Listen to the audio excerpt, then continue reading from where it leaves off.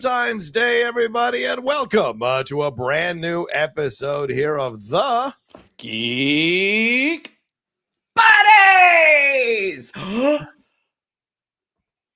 Hey! Yeah.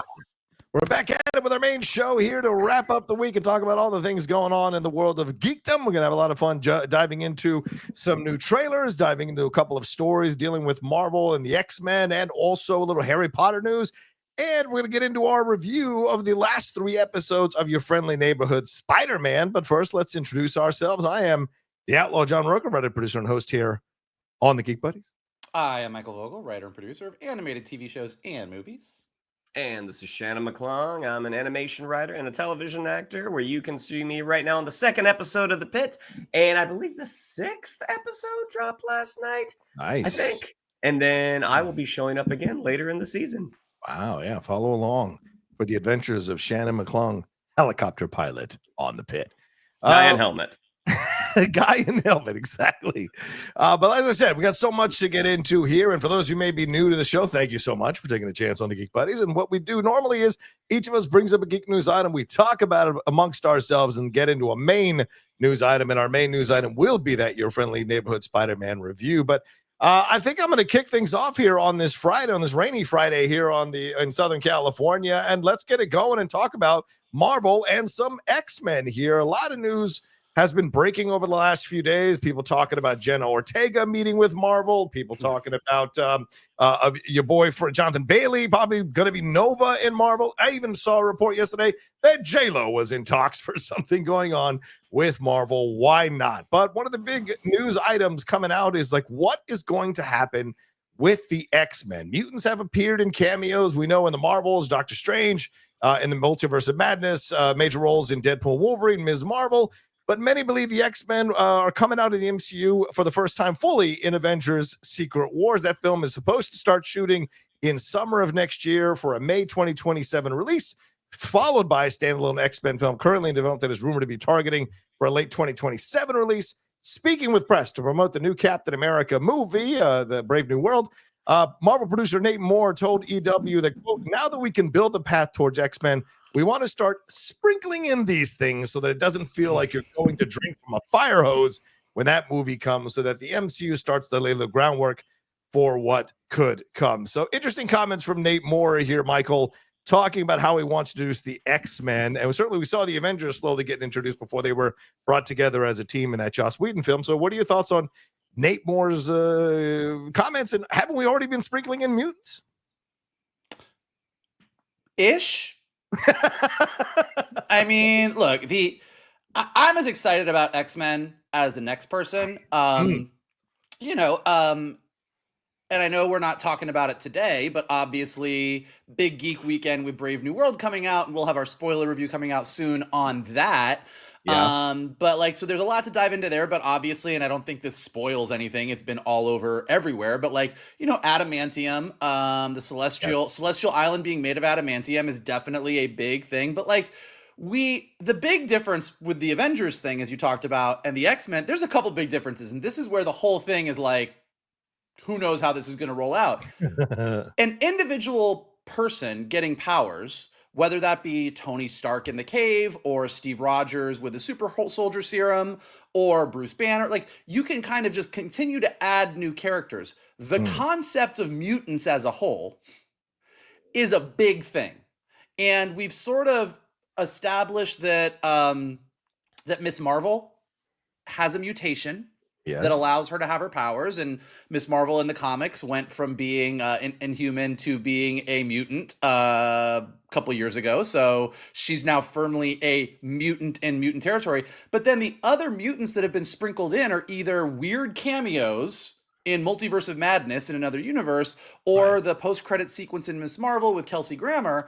And so it's not that we're really introducing the concept of mutants in the MCU yet. We haven't started having, the Sokovia Accords are there and saying that heroes can only operate here and here and here, but we haven't had just random people hitting puberty and shooting fireballs out of their asses. So like that's going to be a big shift in the MCU. Which and heroes? I Which don't know heroes? where that comes from. So that's going to be interesting. The other piece of this is Yeah. the secret wars of it all. And again, not getting into huge spoilers for Brave New World, but based on some things that were said in the post-credit sequence, it really does seem like we're gearing up for seeing a lot of our Fox heroes, some of whom we saw a little bit of in Deadpool and Wolverine, showing up in Secret Wars. But given all the casting announcements, that's not necessarily the people that are going to be in the X-Men movies when we get to the Mutant Saga. So when he says things are fluid, I think that means, listen, man, we're just trying to get Brave New World out the door, and we're crossing our fingers that people like Thunderbolts and Fantastic Four. Like we are just trying to crawl to the finish line of the multiverse saga, and we haven't quite wrapped our heads around the mutant saga. We hope it kicks things off better than where we currently are, is basically what fluid means to me. And I don't want to hear any kind of sympathy for this situation. You guys wanted the success. You got all the success. Now you have to live up to the success. Welcome to the game. This is how it goes.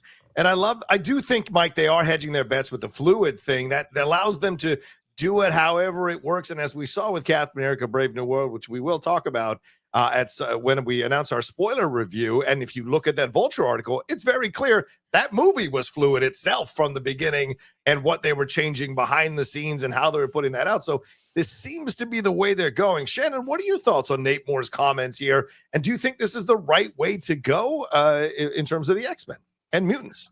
I mean, in terms of his comments saying that it's a fluid situation, I think that's been clear in that they had a plan at what they wanted the multiverse saga to be, and that plan got broken apart and rebuilt and broken apart again. So I think they're probably being a little more careful this time around. But I mean, what Deadpool and Wolverine, which was just Deadpool 3 at the time, like that was announced in 2022.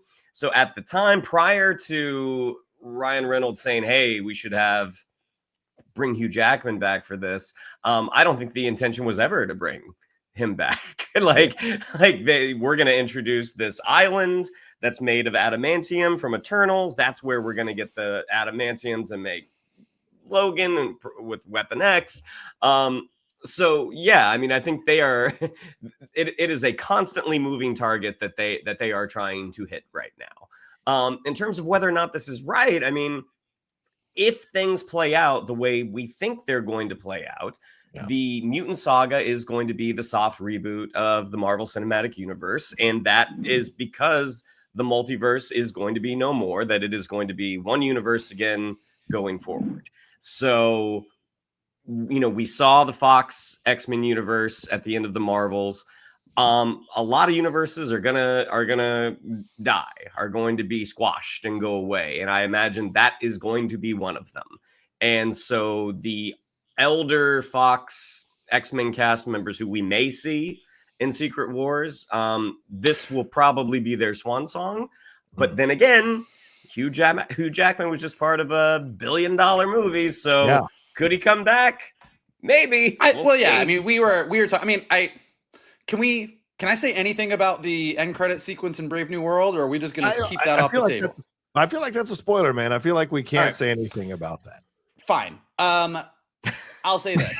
I mean, the movie just came out today, so I mean, but I mean, I just think I wasn't gonna yeah, you're right. It's fair. Yeah. But like, I think that given the fact that and look, end credit sequences in the multiverse saga are, about as reliable as your horoscope. Like, it's like, well, we don't know what's going, but I think there's a couple things that are pretty clear.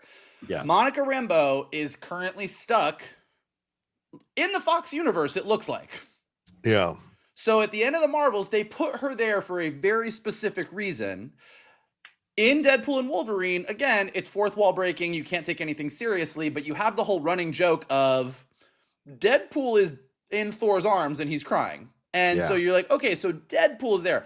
I just think and then again, given something that's said in the post-credit sequence, don't get too excited. It's not that great of a post-credit sequence, but something that is said at the end of Brave New World, everything sort of leads towards we're going to do our version of what happened in leading up to the Secret Wars saga. And the Secret Wars saga, it was the Marvel comic book universe and the Ultimate Marvel comic book universe colliding. And I think they're going to do the same thing with Fox. So I think that's kind of, I would bet good money on that. So I think that we know that, but like, yes, I think that to Shannon's point, the only thing that is out of all that, I don't think that any of those people who played X-Men in the past 20 years are making it to the mutant saga. But I think that the two big question marks are Ryan Reynolds and Hugh Jackman. Yeah. How do you, I don't think that there's any world where you can recast Deadpool.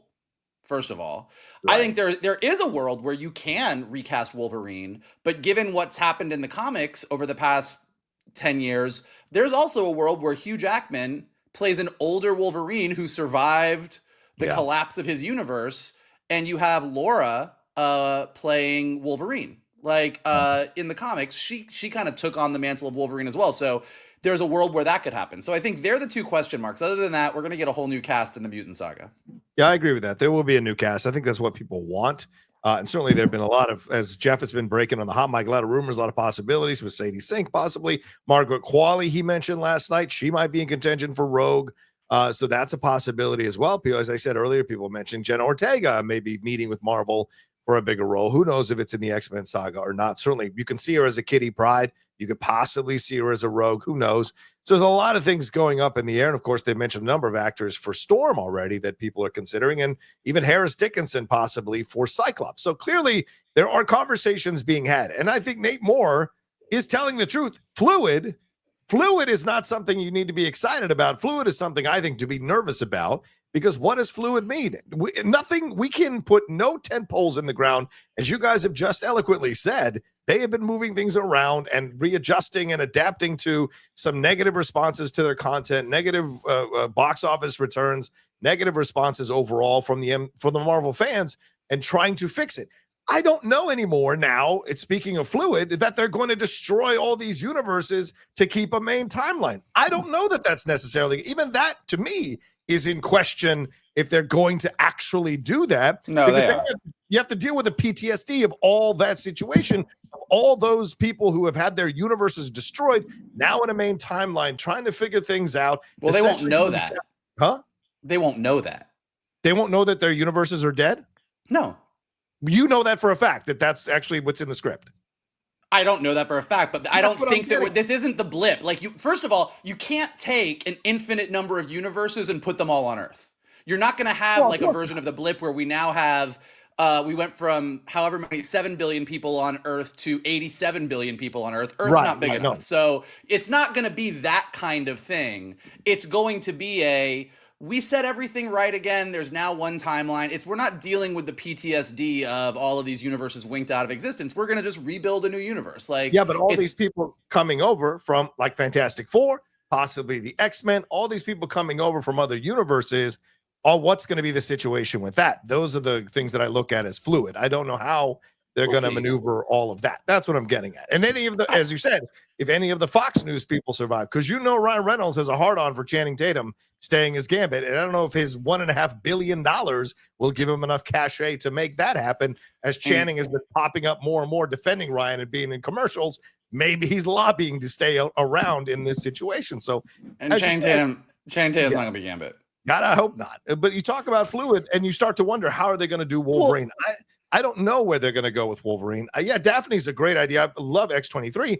But I also think that Marvel's probably wanting a male Wolverine to be part of the X-Men. And we're already hearing about them looking at people, talking to people, hearing stuff behind the scenes. So it's, as you said, as Nate Moore said, very, very fluid. I also think, just to not to defend Marvel, I think, Marvel is where it is right now. But also, when you're, however many movies in to 35. This giant universe that you also have to be a little bit fluid. Like, I don't think this comment is sure.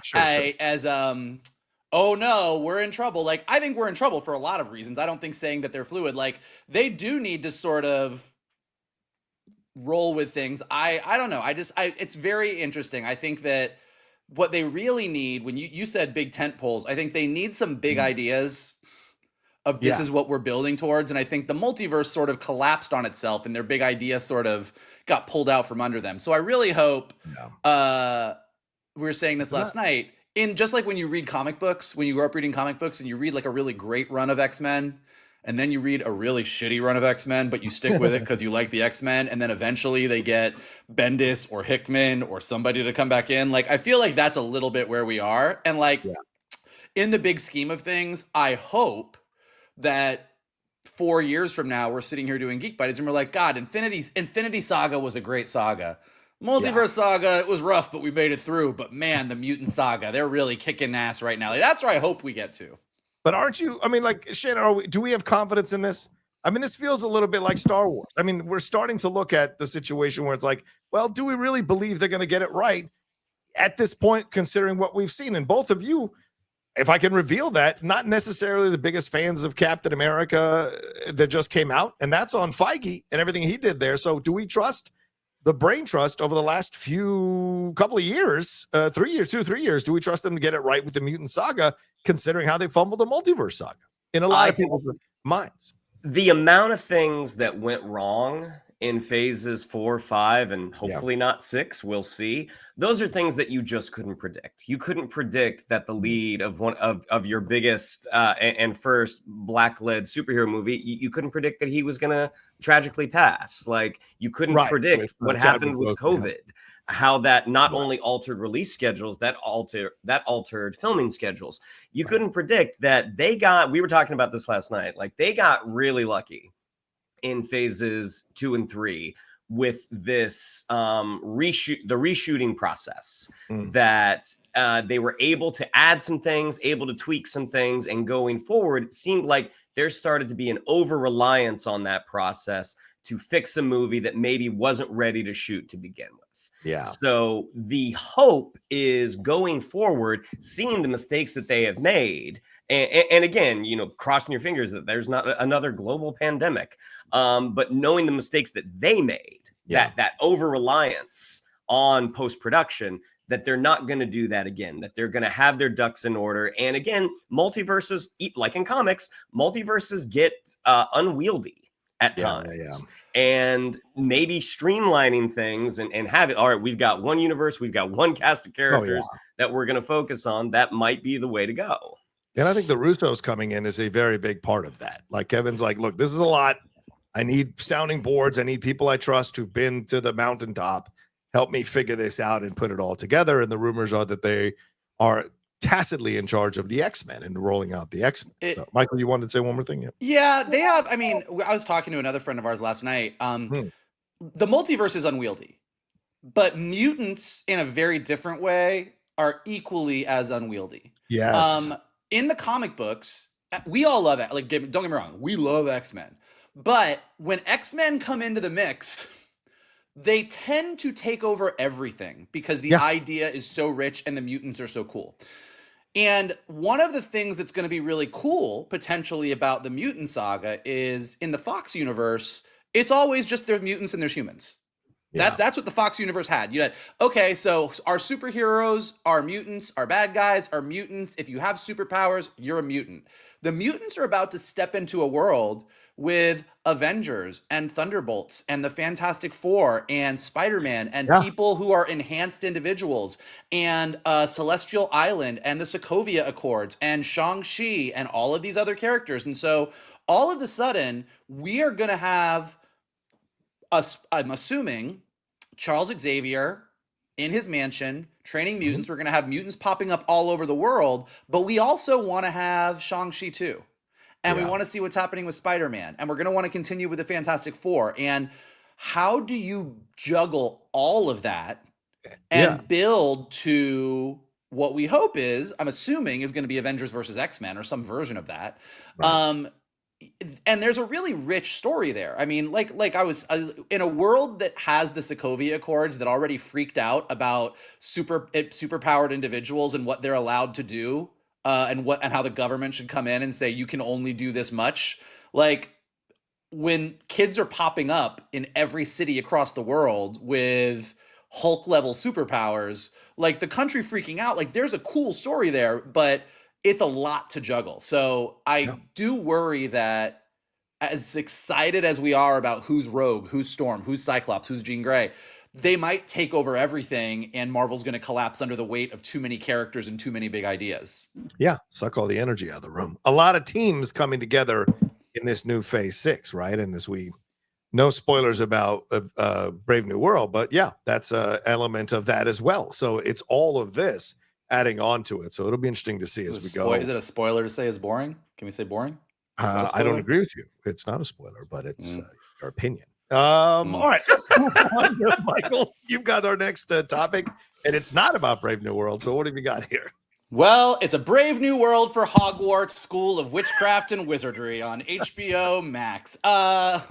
We know we got this Harry Potter series coming. Some people are excited about it. Some people are pissed off about it. But whatever you feel about it, it is coming.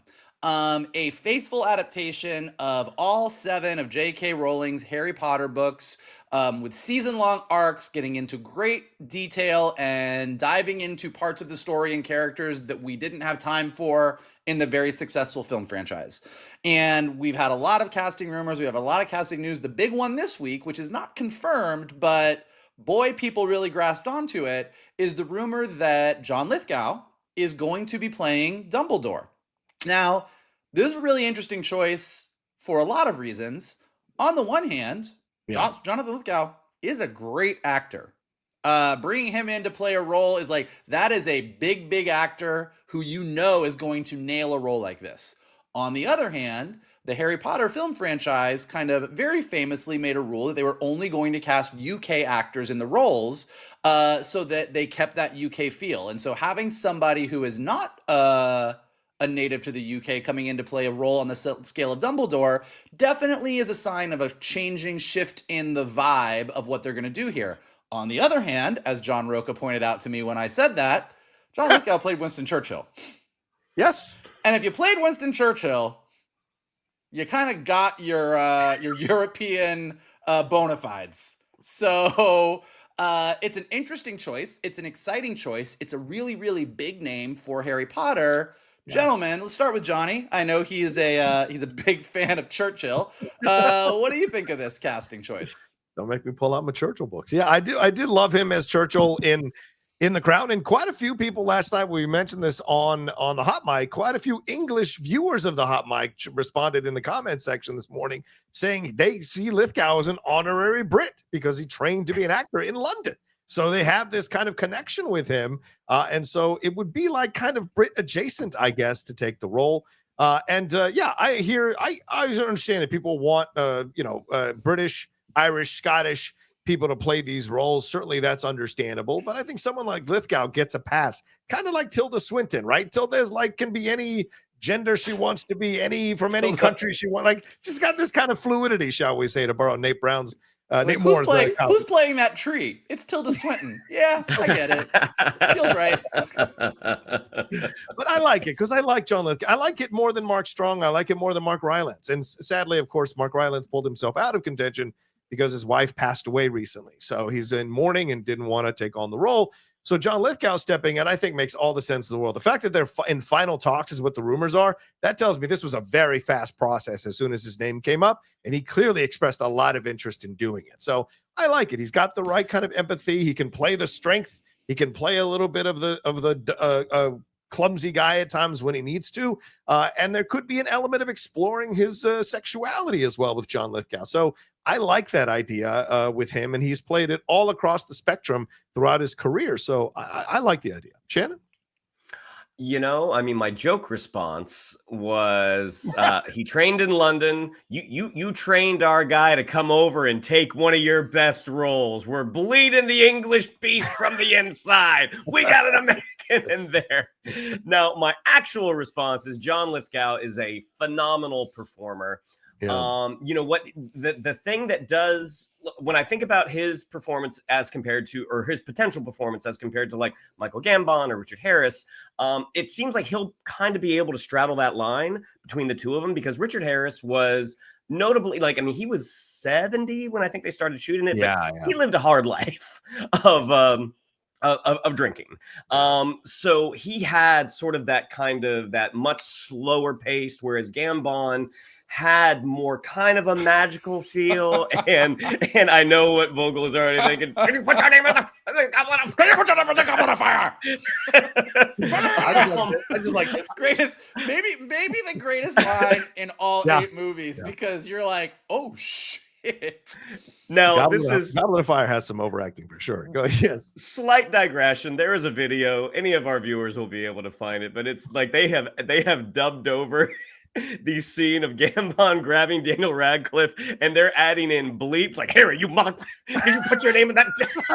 It is one of the funniest things. The thing that I do think is interesting about Lithgow is he is 80. Yeah. And if this is supposed to run, for seven books, 7 seasons, he is going to be coming up on 90 by the, I mean, granted, he doesn't do a ton in the 7th book, but he's going to be coming up on, I think that's a safe spoiler. He's going to be coming up on 90. So he is up there in the years. I mean, and again, he's tremendous. I thought Mark Strong was the more interesting choice. Personally, one, I think he's a little younger, but also I think he would potentially bring a color that we haven't seen it from that character yet. But at the end of the day, I do not care about this series. Am I going to watch it? Yeah. Will I watch it till it's finished? It'll have to be really good for me to want to tune in every week. But Lithgow's a phenomenal actor. That's a strong choice. All right, let me ask you guys about one more thing. I know, Michael, this wasn't necessarily on the rundown, but thoughts on this? This is a rumor as well. Phoebe Waller-Bridge coming in to play Petunia. Do we like this possibility here as we look at a British actor coming in to take on this role, especially one that is going to be probably more fleshed out in the telling here from the books? Love it. Yeah. The acid tongue she will be able to give Petunia Dursley, I think, is probably going to be fantastic. Yeah, one of the areas, when you think about, again, your opinions on whether you want to watch or support Harry Potter notwithstanding, when you look at the books and look at the things that sort of got short shrift in the features, understandably so, when you're trying to shrink things down and make them work, the Dursleys are kind of there at the beginning to establish Harry's home life is shit. And then you get past the Dursleys real quick. And there is more stuff with the Dursleys in the books, particularly as you get into the later books and you find out about Petunia and Lily growing up, and like stuff that's just sort of very lightly touched on, I think, in Snape's flashbacks in 6 and stuff, but there's some really good stuff. So I think the Dursleys are definitely an area where you'll get more to play with. And I think she's, even when you put her up in the image here next to Fiona Shaw, the two of them, you just look, you're like, these two are playing the same type of character and it's perfect. Like, this is great. So I think it's great casting. Unlike Shannon, all of my issues with J.K. Rowling aside, like Harry Potter has been such a touchstone in my life, and I'm definitely curious about this show. This is definitely something that I wouldn't say I'm anxiously awaiting or super excited for, but the curiosity of, can they capture that magic in a different way? Can they the movies are kind of so beloved, even if they do sort of gloss over certain things and certain characters don't get the full treatment that you want them to get, the movies ultimately work so well and mean so much to so many people. Can they capture that magic again? Can they find 3 kids to play Harry, Ron, and Hermione that are going to be as magic as those 3 were? Like, it's going to be an interesting thing to see if they can actually pull this off. Yeah, I like the idea of Phoebe Waller-Bridge because I think she's an incredible actress, and I think there's a lot to play with her. She can find some, as you said, acid tongue Shannon, but also some of the weird humor within it. And you might even find moments where you feel sympathetic for her, which would be really interesting to see that color on Petunia here in a Harry Potter series. Because I know in the books there's more fleshing out of Petunia's role in all of this. So it could be fun to see Phoebe want to do this. And certainly I don't think she'd commit to something unless it's something she could really play with and bring a few new colors to than Fiona Shaw did, who is an incredible actress herself in her own right, for sure. So we'll see. And my vote is Nick Frost or Mark Addy for her husband. I would like that situation. Mark Addy. Nick Frost is a good idea. Yeah, both of those guys I think would work depending on how they look at it. All right, Shannon McClung, take us into the world of trailers, my friend. With trailers. Our first one just got released. This is our first look at the sequel, 9 years in the making, to The Accountant, with the aptly named The Accountant 2. This is Ben Affleck back as the accountant who is on the autism spectrum, who also moonlights as an assassin. His brother John Bernthal, a fellow assassin. This again is written and directed by Gavin O'Connor. So this movie, this was one of those kind of quiet sleeper films. It really reminded me of like an action movie from the 90s, that this didn't come out during the summer. This didn't come out during the holidays, but it came out and it had long legs and it made just enough money to justify a sequel. 9 years later, we finally get one. I thought this was a really good trailer. I think this looks like it's probably going to be a pretty good movie. Gavin O'Connor has a very high batting average when it comes to the things that he has directed. When you think about what he did with Warrior, he's a really, really solid director. But the relationship between these two brothers, who were both brought up to be essentially these killing machines by their father, who was in the service, it's just kind of a fascinating exploration. I'm going to throw it over to you guys first. I have a couple of thoughts, but I'll throw it over to Johnny first. What did you think of our first look at The Accountant 2? Yeah, I loved it. I thought it was fantastic. A 3-minute trailer that tells you it's been 9 years. We need to remind you of some things. Bringing in these two other actresses, one to play the assassin, one to play the federal agent that's kind of like, hey, you guys can't do this stuff. Calm down. Stop doing this stuff. I like as a barrier. And I like the J.K. Simmons as the reason and the impetus for all of this happening. And I agree with you, Shannon, bringing back Ben Affleck and John Bernthal and exploring that relationship. We have that scene in the trailer where he says, like, did you not come? I was looking all over for you. Did you not want to see me anymore? Did you not want to see our family? Or is it just how you are? And Ben's like, it's just how I am. And so it's a good exploration for Ben as an actor to play a role like this. Because, I mean, I saw him playing the dunking things over the weekend. And I'm like, it's amazing that Ben can play these roles as well as he does, two completely different roles, and make it work. But the action looked fantastic here. The direction was really good. So I'm 100% on board. MGM dragged their feet on this, which is why it took 9 years. Prime Video bought it and immediately fast-tracked this thing to get out. So hopefully it is a good movie by the time it does come out here real soon. Mikey, what'd you think? Look, I've been a fan of Ben Affleck as a person ever since he got those new teeth that Michael Bay bought him for Armageddon, and I've always had a little bit of a Ben Affleck crush. But Ben Affleck's acting has not always been the best. I think Ben Affleck in The Accountant, it's not always been the best. I think Ben Affleck in the, a while ago I decided, and I think this is a compliment, I think Ben Affleck is ultimately a better director than he is an actor. I think when you look at the things that Ben Affleck has done behind the camera, I'm like, brother, that's what you should have been doing from day one. You're fucking great. But when he's good, he's really good. And I think that Ben Affleck in The Accountant is maybe the best he's ever been. Like, I think that's one of his best roles that you're like, I fully believe you in this role. I don't see any Ben Affleck, the movie star, at all. Like, you are in this movie. And if you've not seen The Accountant, and you're listening to this review, I highly recommend you watch it this weekend. Like, it's just a great, solid movie. And yeah, this trailer looks exactly like what you would expect The Accountant 2 to be. Like, this is one of those like nice surprises. Like, to Shannon's point, the movie made just enough money to warrant the should we make a sequel? Like, it did well enough. I think it surprised people that it did as well as it did. But it's also not a movie that you really expected. It was like this nice movie. You're like, that was really well done. That's a great story. I'm not waiting for it's not the Accountant verse. I'm not waiting for the next 3 movies and wondering what's going to happen. But saw that trailer and I think I texted you guys right away. Like, that looks fantastic. Like, it just looks great. And it does have that feel, and I can't quite put my finger on what it is, but it feels like, to Shannon's point, a 90s action movie. But in all the right ways, not in a cheesy way. Just like, it feels like the type of action movie that we don't necessarily get anymore because everything is so huge, visual effects, IP driven. And this feels like a little bit smaller, but really solid. Yeah, it made $155 million, Shannon, and it was the most rented movie in 2017, besting Moana. That's something. That if you can best Moana, that is something in terms of rentals. You're absolutely right. And there is a Gavin O'Connor said somewhere The Rock just arched his eyebrow and he doesn't know why. He just Rocha like, wait a minute. Fucking Rocha again. And also Gavin O'Connor said he's already got an idea for Accountant 3. So we may get an Accountant verse Vogel. It's the Accountant verse. So that, I mean, Johnny and Mike know this, but that was a movie I actually got to help out on. I was the reader for a lot of the folks that came in to read. So I actually got to read with Cynthia Adai Robinson, who plays Medina. I got to read with John Bernthal, which was that is a super, super intense guy.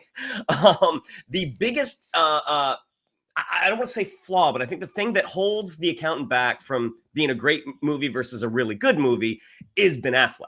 Like I know you guys disagree here, but I think there was probably a better actor suited for that role. I think he does a good job.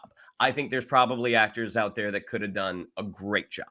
Hey Johnny, you think Shannon did the reading and then took that script home and just like did all the accountant's lines in the mirror when he says, "I think there's an actor out there that could have played this better than Ben Affleck."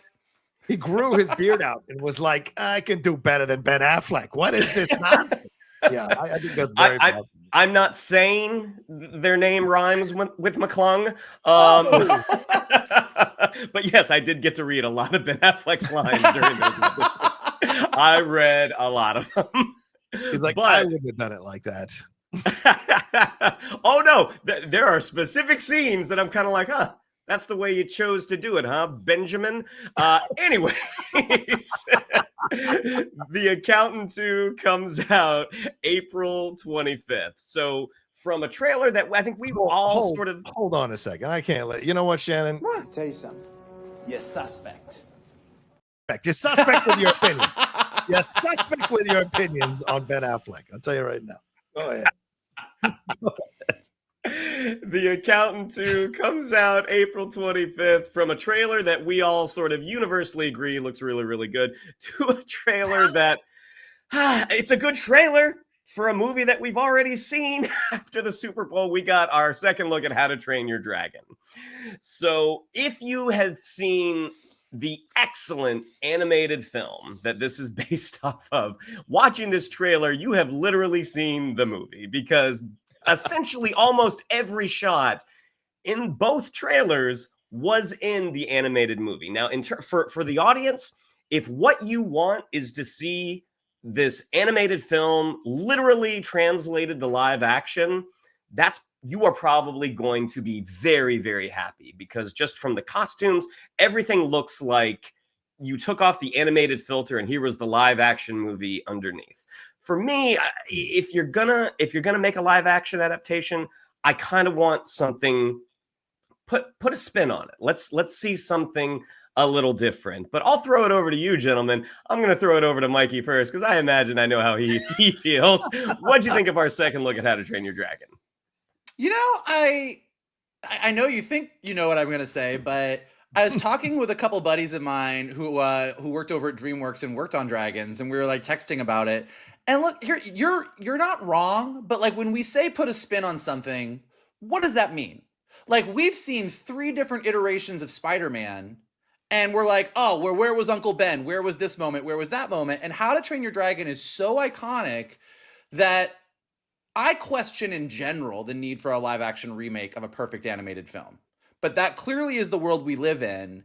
And in watching this full trailer, I do agree with Shannon that, like, I'm like, yeah, I know how this movie's gonna go. Like, I've seen this moment. I know the director has come out insisting that they've added other stuff. Yes. Swearing that they've done their and there's a couple differences. You get like a little bit of a voiceover about all of the Vikings of Berk come from all the different lands that like, there's definitely a little bit of let's kind of explain some things that we didn't need to explain in the animated movie. But here's the thing. Like, I see Toothless and I hear that music and I get goosebumps. And as much as I think the concept of live action remakes of animated films is kind of silly, I can't argue with the box office success of it. Disney's been doing it, and they've had some good ones that I really like, and they've had a lot that I think are garbage, but even the garbage ones are making them a ton of money. So DreamWorks saying, we're going to get in on this, and we're going to take our best animated film, and we're going to make it into live action. Do I think it's a creatively sound idea? Not the most. But if you're going to do it, give me what I love. And watching this trailer, as much as I hate to admit it, I'm like, I don't want to watch this. I'm mad at it. I'm mad. And then Hiccup holds out his hand, and Toothless puts his face in the hand, and it goes dun dun dun dun dun. And I get a little teary-eyed, and I get my hair stand up, and I'm like, well, fuck, I guess I'm going. So that's Johnny, how I feel. That is not what I expected to hear from Michael. I thought I had more of a boon companion, but what did you think of our second look at How to Train Your Dragon? Yeah, you never know with Michael. One day, you never know. You never know when he's had more time to think about things, how he comes out on the other side. I'm like an onion. I've got layers. You know who else people like? People like parfait. People like parfait. We'll say this. I'm not as attached to the animated trilogies you guys are, even though I totally because it's recognize animated. Well, okay, here we go. But I do think those three movies arguably should be fought for much harder when people talk about the best trilogies ever. It absolutely deserves to be in the conversation, live action or animated, because there's so much love for those movies. I've seen the first two. I haven't seen the third one, but I'm looking forward to seeing this one. This looks like a lot of fun. I like the changes they made with Asterix. I like that Hiccup is a different energy than what Jay Barish. I'm a little nerdy. I don't know what to do. This guy is much more steely in his approach to things, much more defiant. So I like that energy. And I do like the cinematography and the beautiful landscapes that they're shooting in. And I got to trust Dean DeBlois that he's made some changes to flesh things out. I think the marketing campaign is just to get people into theaters because they know these scenes and they love these scenes, so they want to see them live action. I think for the people like us who are not necessarily that attached to the animated thing, we'll get some new things to explore and like about seeing it live action. So it'll be a whole new experience, hopefully. So for me, overall, I think these trailers are working. I'm invested in it. And look, Gerard Butler hamming the screen up like crazy. Give it to me 7 days a week and twice on Sunday. That man loves to ham up a screen. Yes, he does, and he's good at it. You know. Well, it's something. That beard. I mean, maybe Ben Affleck could have done it better. I don't know. I'm just saying. And you know, if Ben Affleck could have done it, you know who else could have done it? Oh boy! Lord. Oh, there it is. No, anyway. But it is a weird thing because, like, in general, like the live action remakes of animated movies, like it just sort of the concept of it annoys me. But when you do it well, business, man. You do if they can pull it. Like, I like the live action Jungle Book. Mm-hmm. Like, I straight up like that movie. Like, I have put it on and I'm like, you know what? This movie works. I love the live action Cinderella. I think it's great. Yeah. Like, I got no notes on that movie. I think it's a joy. So, do I think I'm going to feel that way about the live action Snow White? Not so much. Not so much. I would throw in Aladdin. I thought the live action Aladdin was good for the most part, and I would for say the most part, I think out of like Dragon one, a lot of people like out of the four crown jewels of like Disney '90s movies, Little Mermaid, Lion King, Aladdin, and Beauty and the Beast. I think Aladdin live action is the best of those four. Wow, you heard it here first. Agreed. Yeah. Agreed. All right, where are we going up to next, Jen? Well, How to Train Your Dragon comes out June 13th, and about a month before, and this is a trailer that came out a little while ago, but come on, we got to talk about it, especially because we are really thirsty for a good Marvel movie. We got the latest trailer for Thunderbolts. Again, this one is from director Jake Schreier of Robot and Frank fame. This is just giving us more of what we liked and what we've already seen. I mean, you get a fun needle drop with the song from Mannequin. You get more of the interactions between the team. This trailer, even Julia Louis-Dreyfus's hair in this one looks better than it has in prior Marvel projects. Super enthusiastic about this one. So let's see, who did we go to first last time? Johnny, why don't you take it away? What did you think of our last look at Thunderbolts? thoughts? Oh, yeah, I really like this one. This one was the most comprehensive one, and I came out of this trailer going, okay, now I'm 100% confident. Any remote, maybe niggling worries I had about it were completely removed after this trailer. I like the look of this thing, and I like the message that it's sending, that all these people are doubting their abilities, doubting what they can do, doubting if they can come together as a team. And even Yelena says it very accurately what a lot of fans said about Black Widow in the first Avengers movie. What can she do? She can only punch and shoot. The fact that she meta says it in that scene in questioning what they can do, I think is awesome. Having that energy of Red Guardian always picking the team up is great, and seeing them all kind of come together by the end, and then dealing with what looks to be Sentry / the Void as the villain here, and seeing what she's doing at the end, walking into this darkness. I think this is just such a great situation here. This idea of overcoming your own self-doubts, the obstacles that are in your way, in order to find your strength, in order to find where you belong. There's so much of that coursing through here. I got to feel I'm getting super emotional when I watch this movie, and that makes me excited to see this. And I hope it's great, because certainly we need something that's universally beloved for Marvel very soon, movie-wise. And I hope this is kicking off a little bit of a mini run for Marvel here later on this year, because this trailer makes it look great. Mikey, in terms of songs they could have used from 80s movies, was Nothing Gonna Stop Us Now the right pick? What'd you think of our last look at Thunderbolts? Staple for Michael Vogel, by the way. Yeah. Nothing's Gonna Stop Us Now is one of my all-time favorite 80s songs ever. So they had me like just right off the bat, like you weren't sure at first, and then you just like, they say I'm crazy, and you're like, whoa, whoa, I was in. This is a great trailer. This is a hands down, it's a great trailer. Yeah. They really nailed the vibe of this movie. To John's point, what's great about this trailer is that it is 100% about who these people are and what they are dealing with emotionally. Like, Yelena is lost after the blip and the loss of her sister. Red Guardian is aimless. John Walker is dealing with the fact that he got a super soldier serum and killed a man with the Cap's shield. Like, every one of these people is fucked up to some degree. Yep. And this is a team of fuck ups. And that is so clear in the trailer. And again, without getting into spoilers, there's other movies that exist in theaters right now where you couldn't really tell me what the emotional story is in the movie. It's just a bunch of shit that happens. And so to get to Thunderbolts and go, oh, they really sort of feel like they've dropped in, like, this movie knows what it's about. This movie knows what it is. It's got that right tone, that right humor, the right amount of, it feels like its own thing, but it's picking up a lot of the threads from the MCU.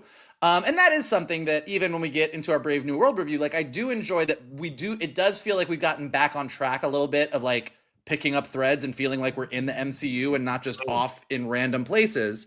So I thought it was a blast. I think it's really weird how much Julia Louis-Dreyfus looks like Tulsi Gabbard. It makes me uncomfortable. Agreed. Like, I literally, when I tell you that I watched the Thunderbolts trailer and then I flipped over to CNN where Tulsi Gabbard was having her hearing, and I was like, it's the same picture. It's the same shot.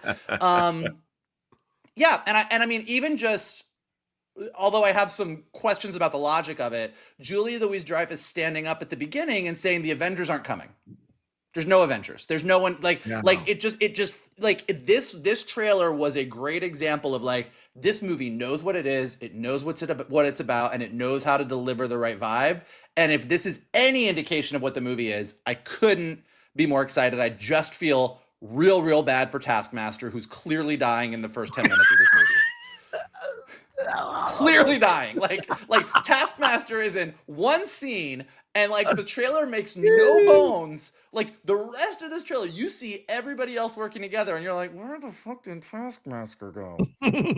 Well, as Marvel has done in the past, they have taken characters out of the background. Like, they do have a reputation for doing this. I don't think you're wrong, but I don't want to say definitively that that Taskmaster is going to be the Adam Beach of the MCU. Oh. Wouldn't that be something? Good God Almighty! So Thunderbolts. Oh, sorry. Go ahead, Johnny. I just don't know how Olga Kurylenko would come back for one scene. So she probably never takes the mask off, and you might be right. Yeah, there were rumors about Black Widow, but you're right. You don't see her at all in the rest of the trailer. I mean, like one of my favorite things to do when I watch a trailer is I try and contextualize like where do I think things happen in order, and it's hard to tell. And sometimes you're right, sometimes wrong, but it's pretty clear where the finale of this movie is. And ain't no Taskmaster there. I do think also, without getting into too much spoilery stuff, because I don't want to spoil it if you don't know much about the comics, like with as little as they've shown of Sentry, and as little as they've shown of the villain, which looks like it's going to be the Void, like I think they've done, it seems like they've really done a good job of adapting that story. And I know early on when we heard that the Sentry was going to be the villain, I was like, I think that's a confusing story. I think that's very, it could get really weird, but it does look like the way they've sort of adapted that storyline for this movie, it looks like they've done a good job. It looks cool. I mean, I'm really interested about it. Yeah. And just to add on to what you said, I mean, this is not an accident. This is not an accident. This is not an accident. Okay. It is really clear. It's not a fucking accident. Okay. That's on purpose. It's wild how much it's Tulsi Gabbard, guys. And when you read that Vulture article about Captain America: Brave New World, clearly Marvel had an angle they were going in, but things didn't quite work out in real life like they thought. All right, Shannon, is that all for the trailers, or what do you got to say here? Thunderbolts comes out May 2nd. All right, we're running out of time. We got only 20 minutes before I have to go, so we will dive into our review here of episodes 6, 7, and 8 of Your Friendly Neighborhood Spider-Man here. Quite a lot was revealed in these episodes here. The names are Duel with the Devil, Scorpion Rising, and Tangled Web. So, Michael, your overall thoughts on these episodes? We got the Daredevil episode. We got Scorpion coming into all of this. We also had the change of with great power comes great respect switch on the line here, and the Norman Osborn grooming of Peter Parker, and now questions coming into the situation, and Lonnie becoming a bigger and bigger part of the 110th Street Gang. So your thoughts overall on these 3 episodes, what worked for you, what didn't work for you, and what'd you think? My thoughts overall is this fucking show is fucking great. Like, it's great. All right. I mean, it's been good, but and even though I understand that they're trying to get through it before Daredevil comes out because they want us to focus on one thing at a time. Dumping episodes is always something you're like, is this good or bad? But I love that I woke up on Wednesday and had 3 episodes to watch. The way that and I've said this every week that we've talked about it, but the way that they have taken the MCU that we know and tweaked it just enough for this edge of the multiverse to kind of keep us on our toes has been so well executed. And I think nowhere more so than in the Peter Parker Norman Osborn relationship. I mean, to build to this point where Norman Osborn steps in to be the Tony Stark to this universe's Peter Parker. He gives him the suits, he gives him everything, but he pushes him in a way that Tony never would, that is very vintage, classic Norman Osborn. And to build to that point where Peter doesn't have Uncle Ben anymore, he doesn't have a Tony Stark, so he goes to Norman Osborn and gets the "with great power comes great respect" speech. Yeah. It was just, even Shannon texted me and he was like, "This is fucking great."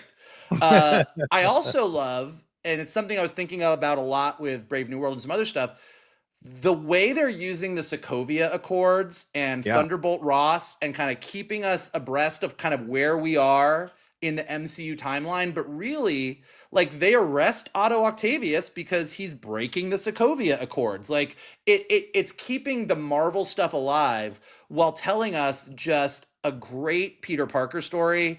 I think that we talked a lot last week about some of the female characters, and I kind of think Pearl really stepped up, and you had some really good stuff with her. The Nico and Harry stuff was really, really sweet and well done, and kind of really, we got to dive into Nico a lot more.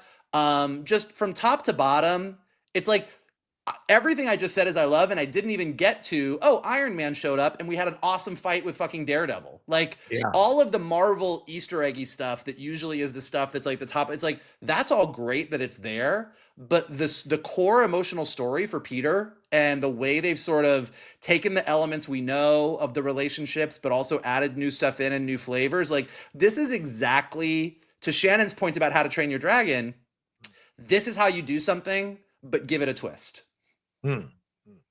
Shannon, what are your thoughts overall on these last 3 episodes? Have you been enjoying them? And what stood out to you? What worked for you? Or what questions do you have about these episodes as we go into the final ones next week? I mean, across the board, this is an excellent, excellent series. I still have my eyes still don't love the animation. I mean, I'm getting more on board with it with the action, but there are those emotional moments, not with every character, with certain characters that you get an emotional kind of close up that I'm like, this just doesn't look right. Just doesn't look right in my eyes. But that being said, what we're getting in terms of storytelling is fantastic. The way that they have managed to get you to care about the supporting cast. I mean, you have a Spider-Man show, you want to see Spider-Man, but who knew that you would be just as invested in finding out what happens with Lonnie and and his brother Lonnie in this sort of emerging role in this street gang.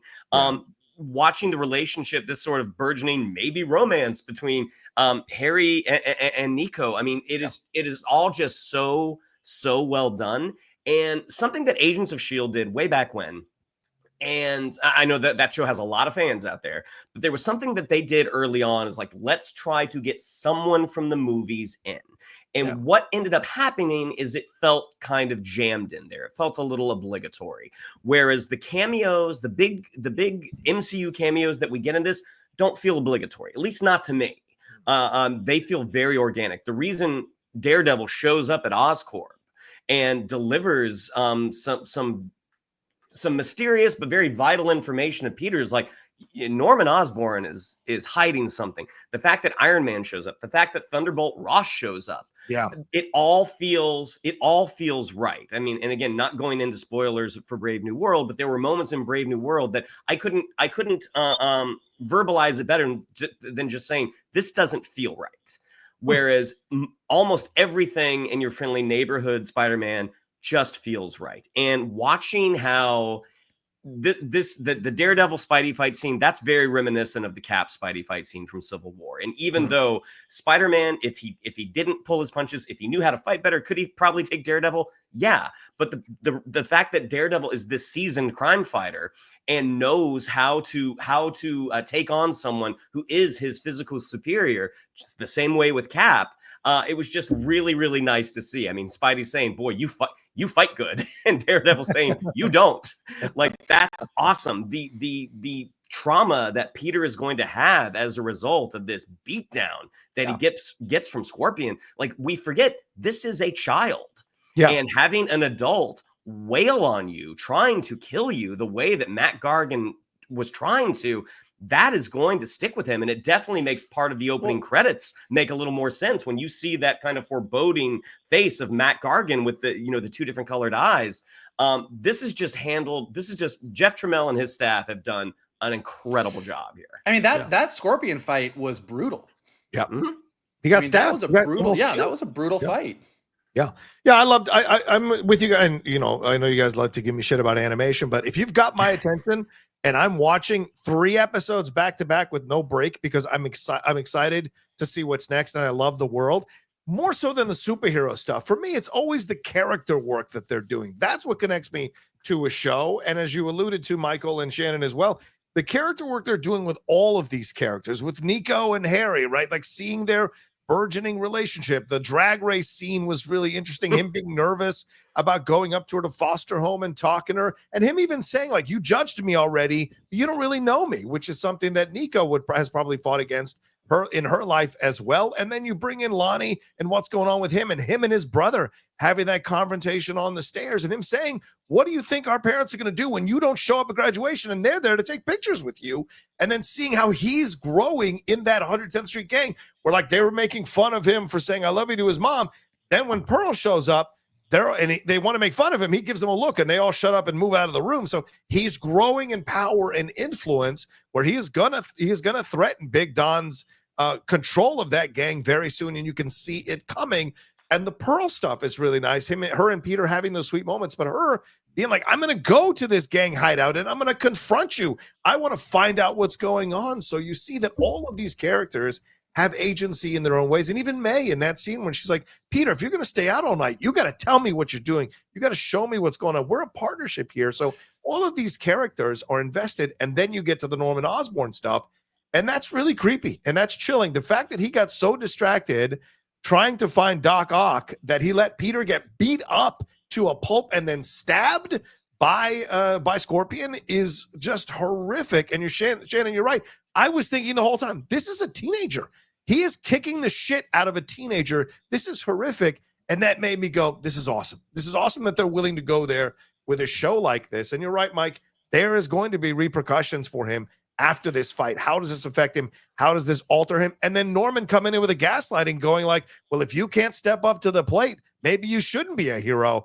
That is such an undercutting for a young kid who is still forming his mind about how to look at these things. So it's really well done, deceptively so. You think about the entire Peter Parker Green Goblin relationship, and all Green Goblin wants, and they did this so well in No Way Home, like Green Goblin just wants Spider-Man to be the ultimate, like, embrace your power. You can control anybody. You should be ruling over. Like, and Norman Osborn's advice is just like, it's shades of that. So even seeing the Goblin glider rescue Spidey, like they're doing a really good job of, to your point, Spider-Man, what Stan Lee brought to it back in the day into the Marvel Universe was always a soap opera.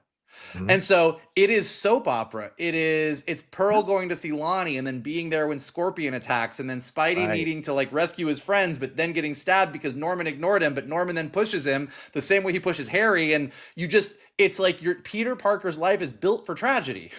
Yeah. And Lonnie's is too. Like what we are watching is a superhero cartoon that is nailing this is gonna suck. Yeah. It's going to suck for Lonnie. It's going to suck for Lonnie's family. It's going to suck for Pearl. It's going to suck for Peter. It's like everyone is being like just built up for heartache, and Peter Parker just still keeps going. That's what makes Spider-Man work. And so the fact that they really nailed that, even with a new cast of characters and some twists on some old characters, they're really, really doing a great job.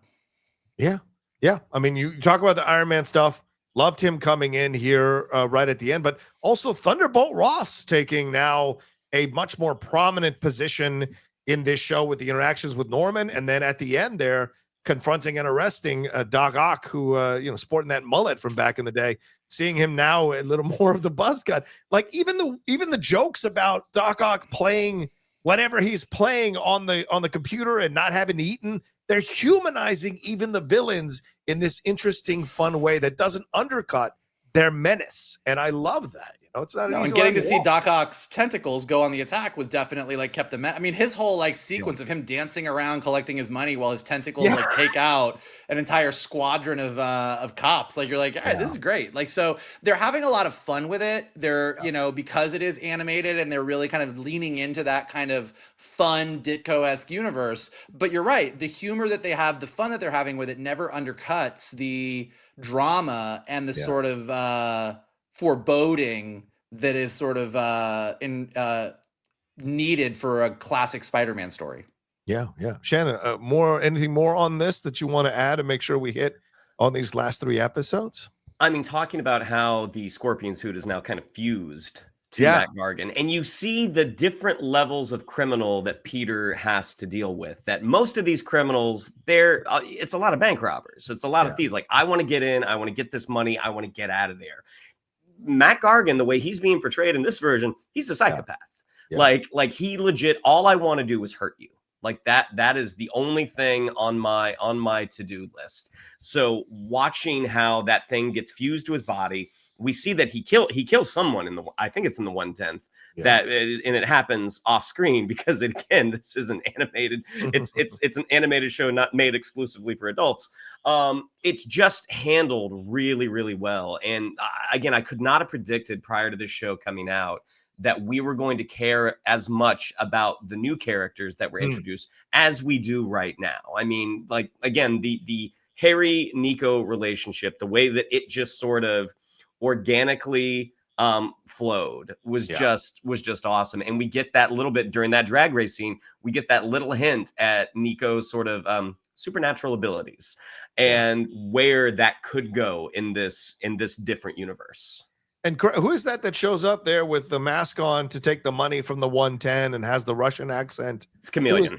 That's Chameleon, right? So yeah, so now we throw in Chameleon in all of this. That adds even more of a danger to everything that's going on. And we get a little reference to where things are going to go with Miss Connors, Dr. Connors, with like all of these animals being brought in. So even though she's not, it's interesting to have a Connors that is kind of doing something different. Like she's focused on energy. She's very much where like Doc Ock was in Spider-Man 2. And not like focused on let me fix my arm, let me fix my my handicap. But like it's still going to go down this interesting road. So yeah, like there's still plenty of characters that we've only scratched the surface of as we're sort of doubling down on the Lonnie story and some of these other stories. So there's a ton of places this could go, and it's just been like a delight to watch. Yeah, for those of us who are Spider-Man fans and we know the mythology from the comics, we see that we're on the precipice of the tragedy of all of this, right? Because Doc Ock and Goblin will eventually work together, even though Norman Osborn is coming after him now in this universe. They used to work together, so eventually that will happen again. Lonnie will become Tombstone fully and leave his parents, leave his brother, leave Pearl. What's that gonna look like? And then what's gonna happen with Dr. Connors, right? Like Peter's calculations worked. So in a way, he's helping all of this happen indirectly for her to go down the path that she's going to go down eventually. So it's so fascinating to see all of it go around. And then Daredevil putting the questions in his mind, which he'll eventually have to confront. Has Norman been lying to him all the time? So his substitute mentor for Uncle Ben would be the one who betrays him probably even more deeply in all of it by the time it's all over. So it makes it exciting yet sad that you know what's coming, so yeah, good stuff. Any final words here on these episodes before we wrap up our show? If you're not watching it, go check it out. Yeah, 100%. And because this show was they did 2 seasons kind of back to back, my guess is that we won't have to wait too long, not like the normal year, for the second season of Your Friendly Neighborhood Spider-Man. Yeah, looking forward to it. So yeah, we got I think we got 2 more episodes left next week, and then we wrap up the season. So we'll definitely be reviewing it again next week at some point. All right, well, there you go. That's our episode of the Geek Buddies for this week. Thank you all so much for hanging out with us. We appreciate you all madly. Shannon, what do we have to tell them? Yeah, I'd like to follow us on social media. On Twitter, it's at @geek_buddies. On Instagram, at @the_geek_buddies. If you'd like to follow me on social media and let me know that I should have played that role in The Accountant. On Twitter, it's at @Shannon_McClung. On Instagram, it's Shannon the Geek Buddy. If you'd like to follow Mr. Vogel, it is at MKToon. If you'd like to follow Mr. Rocha, it is at The Rocha Says. Mikey. All right, well, stay tuned. We've got our Brave New World spoiler review coming up sometime in the next few days. It's going to be a heck of a conversation because I don't think we are all in agreement. But in the meantime, go ahead and smash that like button below. Subscribe to Johnny's Outlaw Nation page. Check out all the amazing content he's got there. Leave your comments below. What do you think of Harry Potter, mutants, Thunderbolts, dragons, Spider-Man? Let us know in the chat below. If you're listening to us on a podcast, leave us some stars and comments so we go up in the rankings. And as always, the best thing you can do is retweet this video, post it on your socials, send it to your friends, and tell them to hang out with your buddies, the Geek Buddies. Yeah, thank you, Mike. And thank you to everybody. And we'll have a great weekend. Enjoy yourselves. I say go see Captain America Brave New World and make up your own mind. And we'll talk to you next time with another brand new episode of the Geek Buddies! Hey!